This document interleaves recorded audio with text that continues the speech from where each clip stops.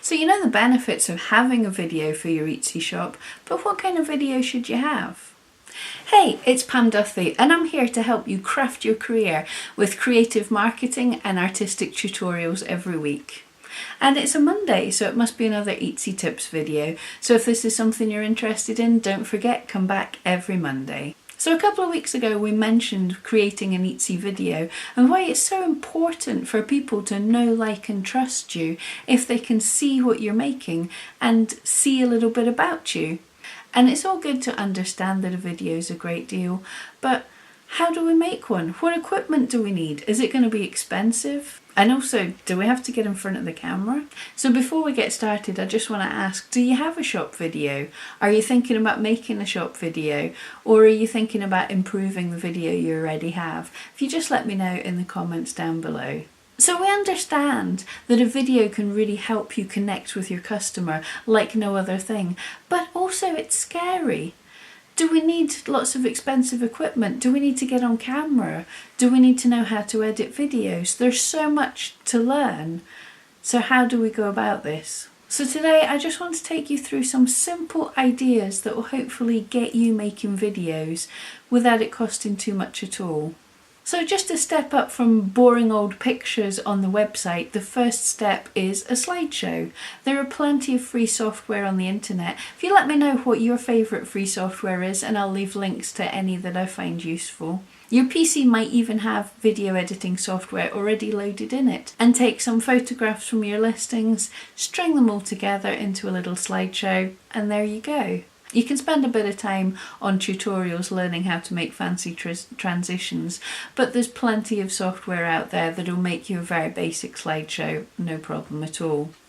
And the next level up from that is obviously to put some music or sound effects onto that. The thing to watch when using things that don't belong to you is to make sure that you have the correct permissions to use these things. So the easiest way to get hold of music is royalty-free music websites, or even YouTube in its creator studio has music that you can download and use. And once you've done this, if you want to take it to the next level up, you could even add some free stock photographs from some images from your area, or even learn how to lay text over pictures to explain what's going on. So these are all so far things that are completely free that you can make a video that's just a little better than just having images on the website. And if you want the next level up, you could think about adding a voiceover onto your clips. It's always nicer to hear your passion in your work rather than just words flying across the screen. You can pick up a cheap lapel mic off of eBay or Amazon. You can even film through your webcam. And the next level up is the scariest bit, putting yourself on camera. And I know this is daunting. I was terrified before going on camera the first few times myself. What if I mess up? But I'm gonna. And the amazing thing is I can cut out the rubbish bits and I only have to keep the quality ones that I actually like. And again, you don't have to buy any expensive software for this. A simple phone can make a reasonable quality video, but there's ways that you can make that video even better. First of all, as this is going to be for a video, make sure and not hold your camera in the portrait mode, but hold it in the landscape mode. But the selfie camera on your phone is the least good quality camera that you've got. So we want to turn it the other way so it's facing away from us. And with this, you can either get someone else to help you film.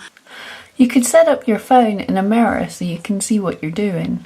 And then you can film yourself on your phone.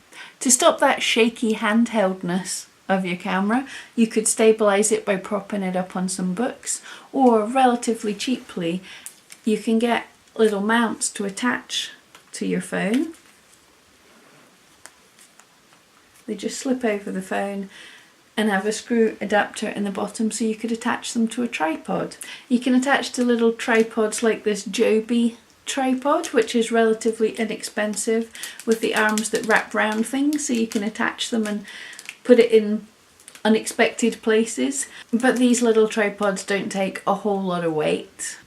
You can get more substantial tripods with telescopic legs so that you can adjust the height of them and use them in more places. Another limitation with your phone can be the quality of the audio. So you can pick yourself up relatively cheap lapel mics for your phone that just improve your audio to the next level. You just want to check they're for your phone and not for a computer. A phone mic has the 3 rings on it and a computer has the 2. But the mic can make such a difference to the audio quality. You can also use whatever camera you're using to photograph your items. Just this personal connection with your audience really helps people know, like, trust you, and they're far more likely to want to buy from you because they have that personal connection. And the super secret tip, if you make a video and you hate it, you can delete it. No one needs to see it. So mess around, give it a go. And if you'd like to share your shop videos, please drop a link to your shop and I would love to see all your videos. So if this helped, don't forget, click on my wee face to subscribe and check out the last video talking about making an Etsy video. Thank you so much for joining me and see you next Monday.